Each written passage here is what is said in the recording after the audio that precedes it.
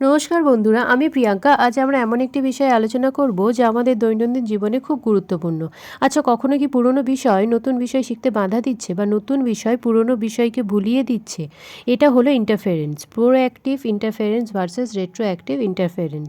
মেমোরির এই দুই ধরনের ইন্টারফারেন্স আমাদের শেখার প্রক্রিয়াকে প্রভাবিত করে। প্রোঅ্যাক্টিভ ইন্টারফারেন্স হলো পুরনো শেখা বিষয় যখন নতুন শেখাকে বাধা দেয় বা ভুলিয়ে দেয়, সেটাই হলো প্রোঅ্যাক্টিভ ইন্টারফারেন্স।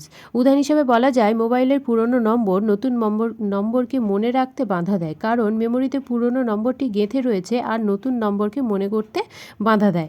রেট্রোঅ্যাক্টিভ ইন্টারফারেন্স হলো নতুন শেখা বিষয় পুরনো শেখা বিষয়কে ভুলিয়ে দেয়, অর্থাৎ পুরনো বিষয়কে মনে করতে বাধা দেয়।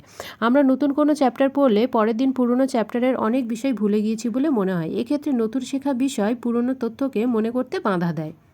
তোমাদের জীবনে কোনটা বেশি ঘটে তা কমেন্ট করে অবশ্যই জানিও। আর ভিডিওটি ভালো লাগলে লাইক করো, শেয়ার করো। Thank you.